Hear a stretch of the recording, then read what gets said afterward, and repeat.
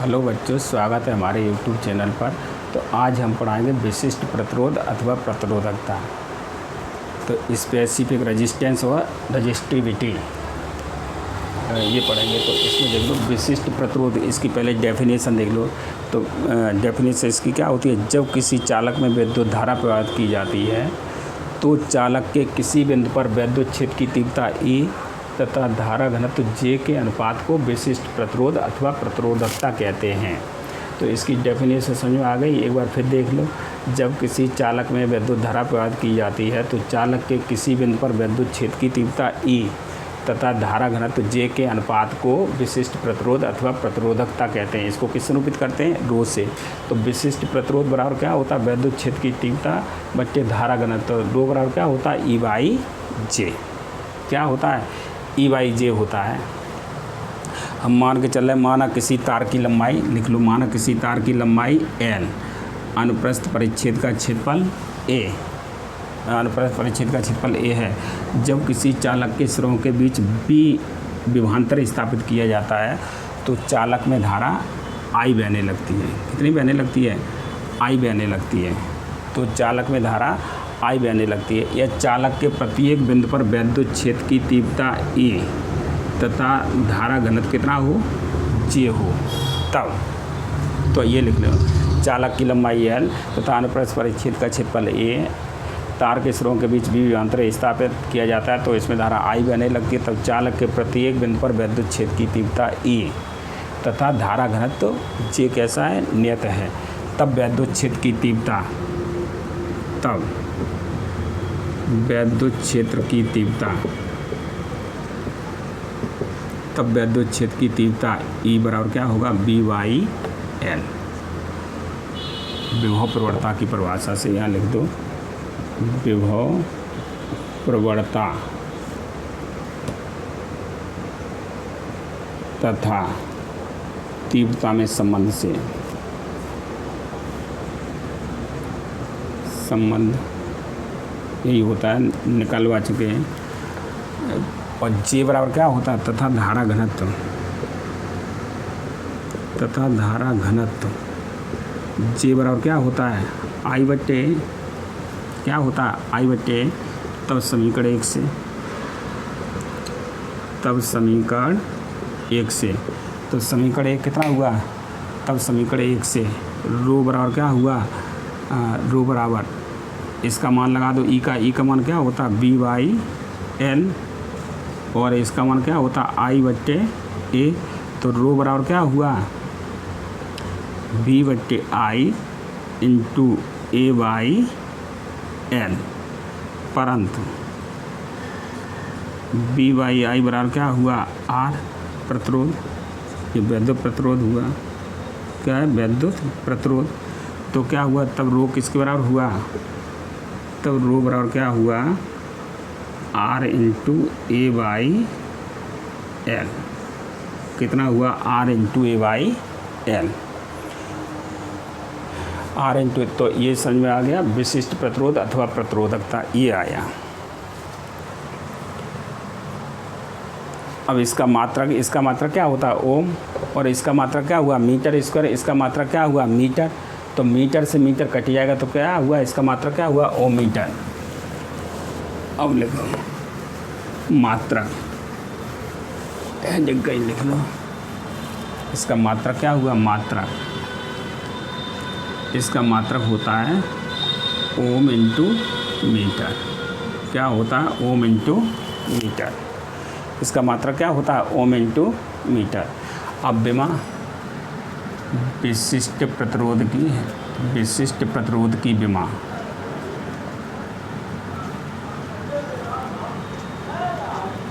विशिष्ट प्रतिरोध की विमा क्या होती है, इसको देख लो।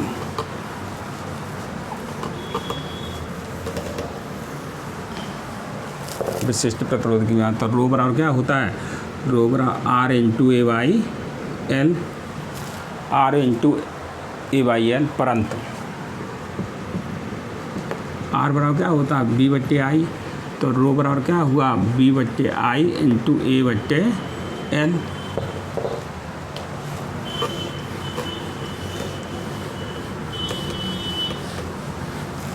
परंतु v बराबर क्या हुआ, परंतु v बराबर क्या हुआ, W/Q, और W/IT क्यों हुआ, Q बराबर क्या होता है IT। तो यहाँ पर v का मान लगा, रो बराबर क्या हुआ, v की जगह क्या लगाएंगे W/IT into I into AYL। तो रो बराबर क्या हुआ W/I²T, ये I है, सॉरी I²T इंटू AYL। अब विमा लिख दो सबका, तब रो का विमा क्या हुआ, W का विमा लिख दो। W का विमा क्या होता है mL/T⁻², और इसका ए का क्या होता है L², और इसका कितना हुआ, पूरे का नीचे लिख दो A⁴ तो कितना हुआ बीमा इसका, तो M L⁴ देखो 3, 2 और 2 4 और 1 ऊपर से घटेगा तो कितना हुआ, T⁴ कितना हुआ -3 और A⁴ -2, ये हुआ, ये आया इसका बीमा।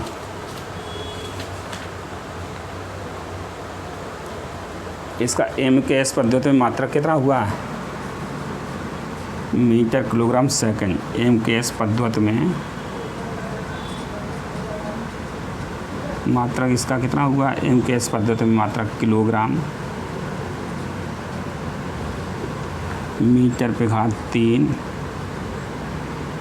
और सेकंड/-3 और एम्पियर/-2, ये हुआ MKS पद्धति में मात्रक इसका ये हुआ।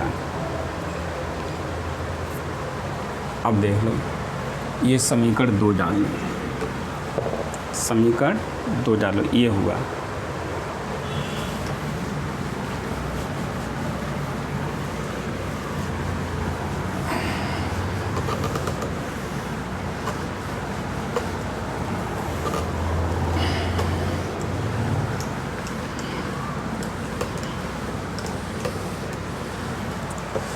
अब नोट में लिख लो, नोट में समीकरण 2 से रो बराबर क्या हुआ R इंटू AYL, तो R का अगर मान निकालेंगे तो क्या होगा, रो इंटू LYA, ये हुआ रो इंटू LYA। तो R का मान इतना आया। अब यहाँ से देखेंगे, यहाँ से देखो, ये विशेष प्रतिरोध किस पर निर्भर करता है, क्षेत्रफल के अनुक्रमानुपाती। और तो यहीं पर लिख सकते हो क्षेत्रफल के अनुक्रमानुपाती और लंबाई के व्युत्क्रमानुपाती होता है। और जो प्रतिरोध का मान क्या होता है, लंबाई के अनुक्रमानुपाती। क्या मतलब, लंबाई बढ़ने पर प्रतिरोध का मान बढ़ेगा और क्षेत्रफल बढ़ने पर प्रतिरोध का मान कम होगा। तो यहीं पर नोट करके लिख लो, फर्स्ट में लंबाई 2 गुनी करने पर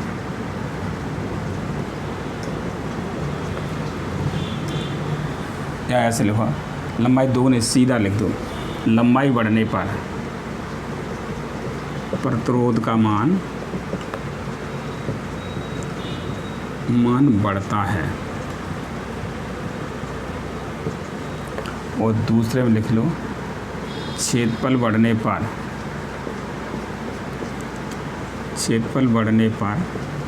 प्रतिरोध का मान कम होता है, ये हो गया। ये 1 में था। 2 में लिख लो,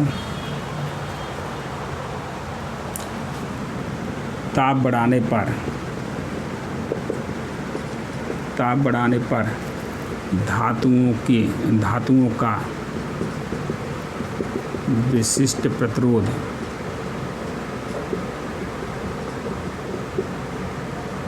अथवा प्रतिरोधकता ताप बढ़ाने पर धातुओं का विशिष्ट प्रतिरोध अथवा प्रतिरोधकता बढ़ती है, प्रतिरोधकता बढ़ती है, ये लिख लेंगे। और दूसरा है ताप बढ़ने पर मिश्र धातुओं की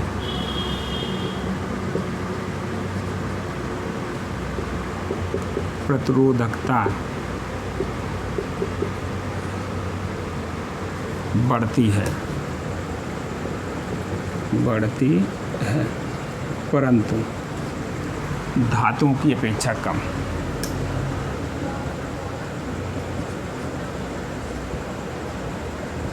धातुओं की अपेक्षा कम। और 4 में लिख लूँ, 4 में लिख लूँ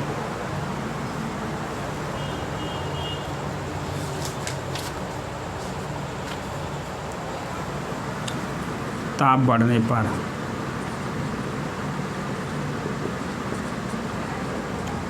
अर्धचालकों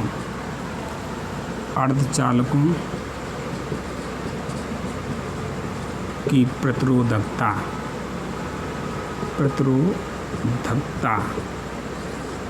अथवा विशिष्ट प्रतिरोध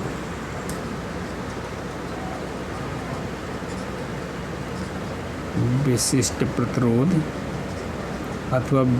प्रतिरोध कम होता है।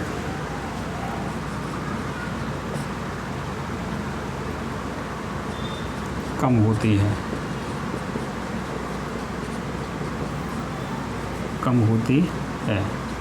या कम होता है। सही है, विशिष्ट प्रतिरोध कम होता है या प्रतिरोधकता वो कम होती है, विशिष्ट प्रतिरोध कम होता है, एक ही बात है। तो ये हुआ। और इसमें अब एक वो देख लो, सवाल देख लो इसमें।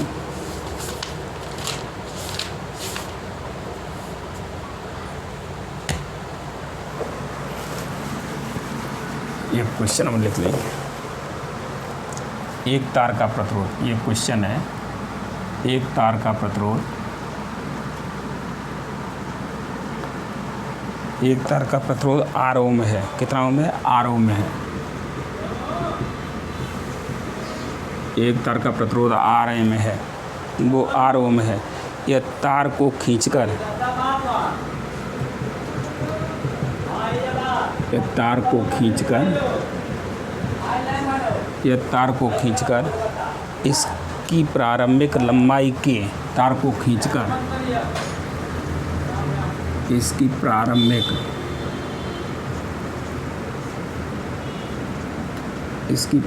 लंबाई की n गुनी कर दें, n गुनी कर दें तो तार का नया प्रतिरोध क्या होगा? तो तार का नया प्रतिरोध क्या होगा? तो तार का नया प्रतिरोध क्या होगा? ये सवाल है। यह तार का प्रतिरोध R ओम है। यह तार को खींचकर इसकी प्रारंभिक लंबाई की n गुनी कर दें तो तार का नया प्रतिरोध क्या होगा?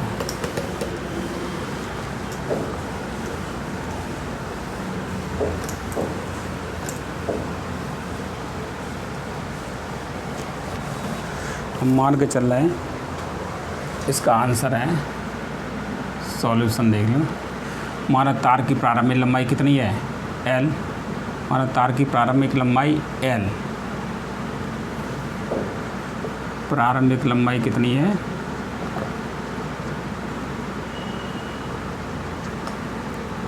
L तथा खींचने के बाद लंबाई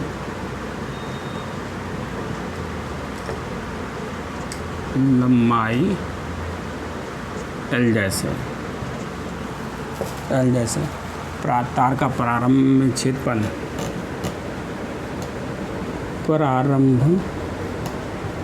क्षेत्रफल A तथा खींचने के बाद क्षेत्रफल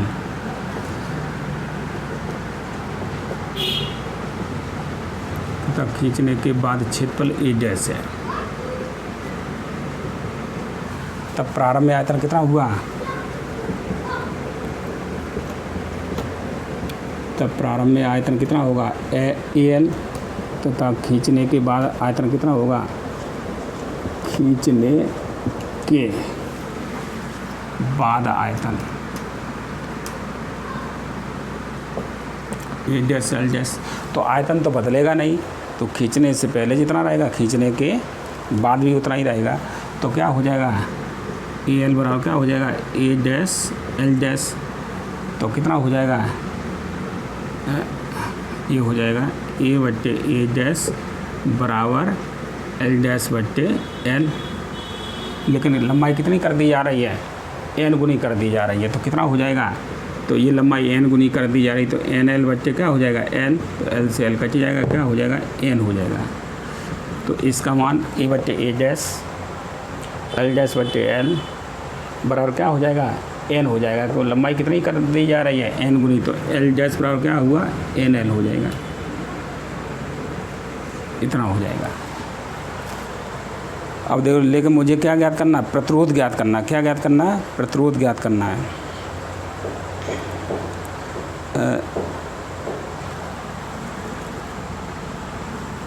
माना विशिष्ट प्रतिरोध कितना है,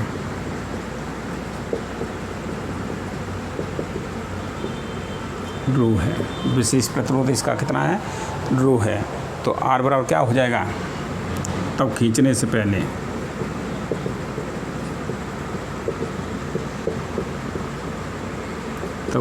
पहले आर बराबर क्या हो जाएगा, आर बराबर हो जाएगा रो इंटू एल वाई ए। समीकरण डाल लो एक, रो इंटू एल वाई ए। और खींचने के बाद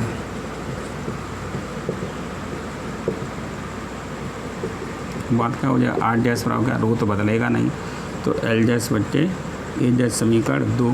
तो 2 में 1 का भाग देने पर, 2 में 1 का भाग देंगे तो क्या हो जाएगा, आर डैश बट्टे आर बराबर रो एल डैश बट्टे ए डैश पूरे बट्टे कितना हो जाएगा, रो इंटू एल वाई ए। रो से रो कट गया, तो कितना आया, बराबर क्या हुआ एल डैश बट्टे एल इंटू ए बट्टे ए डैश। लेकिन इसका मान कितना है, एल बट्टे एल डैश, और ए बट्टे ए डैश का मान कितना है, ये देखो एन है, तो कितना हो जाएगा बराबर एन इंटू एन।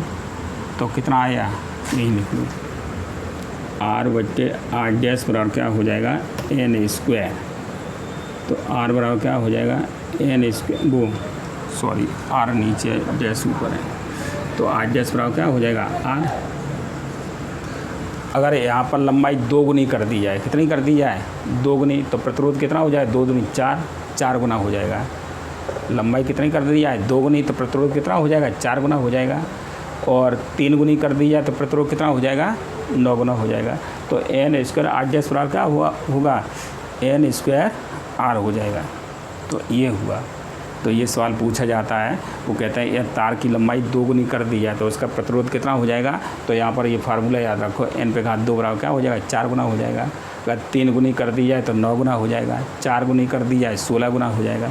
तो इसको याद रखें। तो ये हुआ, उतार लो इसको।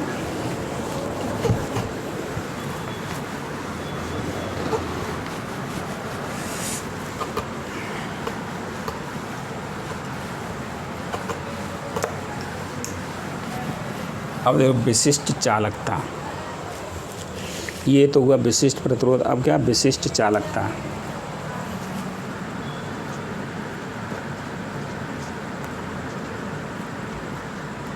विशिष्ट चालकता, तो इसकी डेफिनेशन है विशिष्ट प्रतिरोध के व्युत्क्रम को, विशिष्ट प्रतिरोध के व्युत्क्रम को विशिष्ट चालकता कहते हैं। विशिष्ट प्रतिरोध के व्युत्क्रम को विशिष्ट चालकता कहते हैं। इसे सिग्मा से निरूपित करते हैं। इसे किससे निरूपित करते हैं? सिग्मा से निरूपित करते हैं। तो विशिष्ट चालकता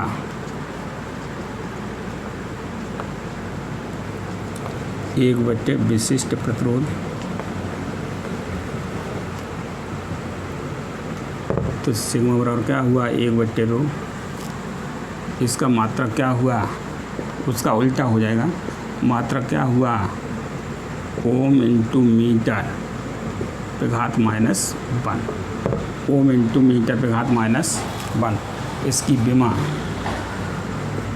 इसका विमा क्या हो जाएगा, इसका विमा तो उसी जैसा निकालें, उसका उल्टा कर देंगे। m पे घात -1, l पे घात -3, t पे घात 2। ये उसका ठीक उल्टा कर देंगे, t पे घात 3, a पे घात 2। ये हुआ m पे घात -1, l पे घात -3 और t पे घात 3 और a पे घात 2। m के एस पद्धति में इसका मात्रक m के एस मीटर किलोग्राम सेकंड में, m के एस में इसका मात्रक, m के एस में इसका मात्रक क्या होगा, किलोग्राम पे घात -1, मीटर पे घात -3, सेकंड पे घात 3 और एम्पियर पे घात कितना हुआ, ये हुआ एम्पियर पे घात 200 है। ये इसका m के एस पद्धति मात्रक। अब देखो विशिष्ट चालकता एवं धारा घनत्व में संबंध। विशिष्ट चालकता डाल लो, विशिष्ट चालकता एवं धारा घनत्व में संबंध। तो विशिष्ट चालकता क्या होती है, विशिष्ट चालकता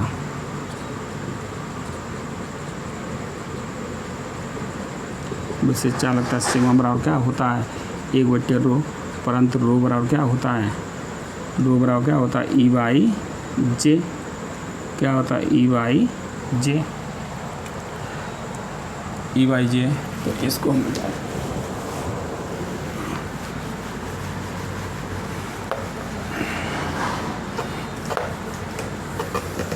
ई बाई जे होता है। तो यहाँ पर देखो लगा दो, ऊपर से लिखो, रो बराबर क्या हुआ, एक बट्टे ई बाई जे। तो जे ऊपर चला है, रो बराबर क्या हुआ, जे बट्टे ई। तो जे बराबर क्या हुआ, सिग्मा ई। ये आंसर आया, सिग्मा इंटू ई। तो जे बराबर क्या हुआ, सिग्मा इंटू ई।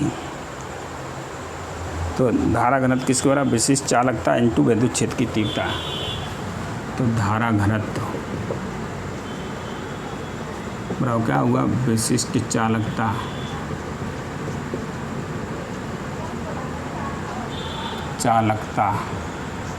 इंटू ये तीव्रता का मान विद्युत क्षेत्र की तीव्रता, क्षेत्र की तीव्रता। तो यही संबंध होता है, तीव्रता। ये हुआ। तो आज यहीं तक, और अगर हमारा वीडियो पसंद आए तो इसको लाइक और शेयर कर देना, और इसी तरीके के आगे वीडियो प्राप्त करने के लिए हमारे चैनल को सब्सक्राइब कर देना।